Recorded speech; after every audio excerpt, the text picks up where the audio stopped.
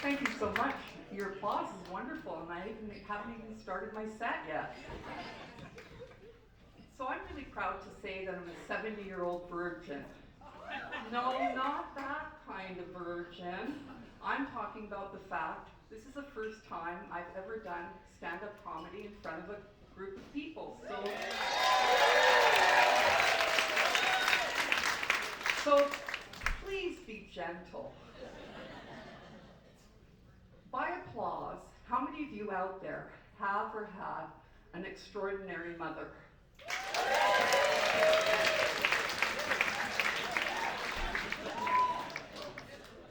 I too was one of the lucky ones.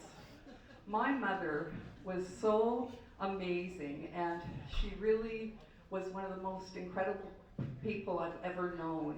And age was just a number to her. I mean, when she was 85 years old, she was, and this is not a lie, she was standing in line to dance to her favorite Icelandic punk band, Pussy Floor. She found out later that the P was silent. In her early 20s, she had an affair with Jerry Garcia. Yes, the Jerry Garcia. Whoa, I know. And we found out about this after she died.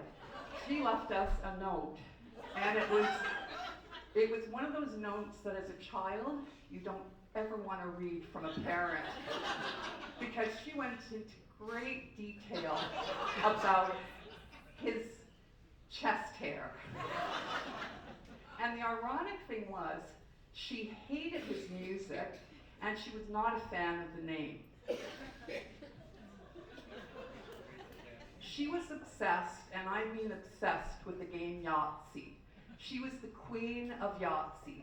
For those that don't know, Yahtzee is a game where you roll 5 dice and you hope they all land on the same number, and you yell, Yahtzee!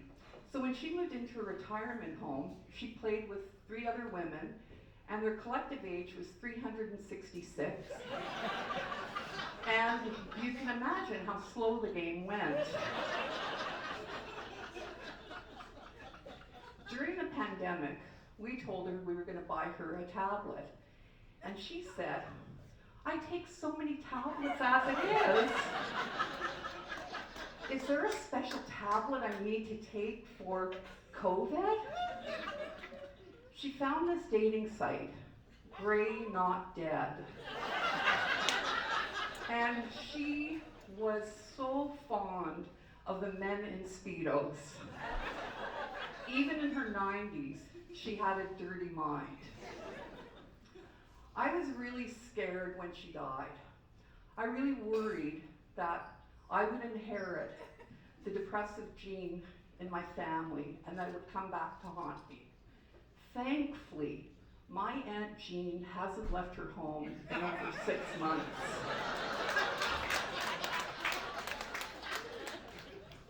Don't get me started about well-intentioned people and their euphemisms.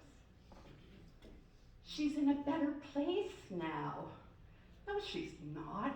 She'd rather be out gambling and eating chicken feet at dim sum.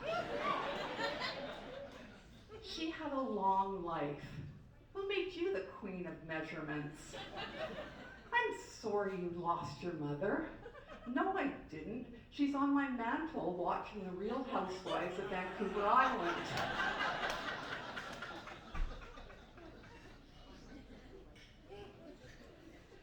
One of the most bizarre experiences was going to pick up her ashes.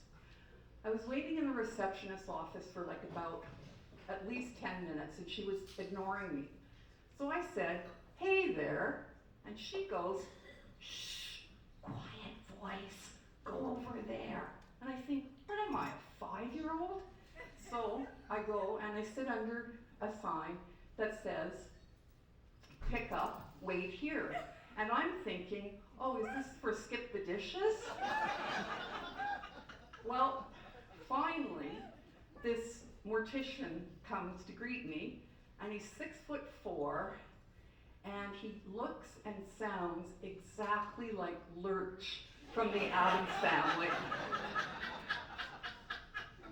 takes me into this room, which is so sterile, and I notice my mother's boxes of ashes are sitting on this counter, surrounded by 20 stuffed seagulls and a whole bunch of fake flowers.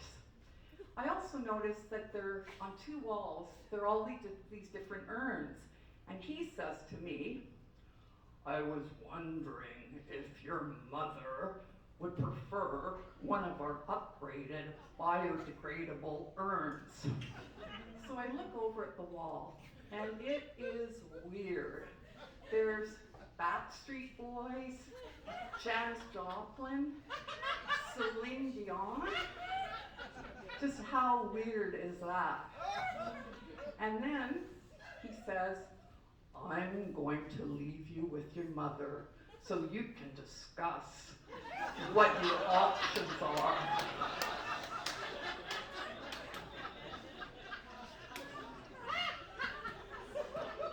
So as he's leaving, I kid you not, he presses the side of the Celine Dion urn and it starts blasting the theme song from the Titanic.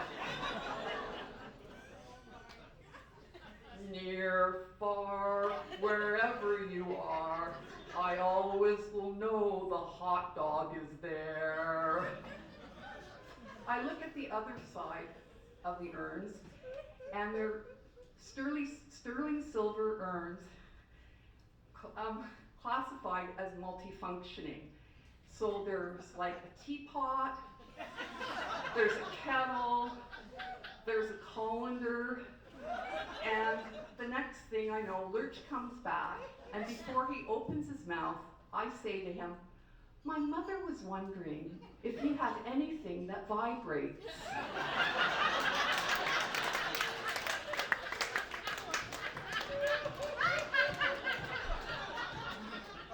My mother died over a year ago, and I still miss her.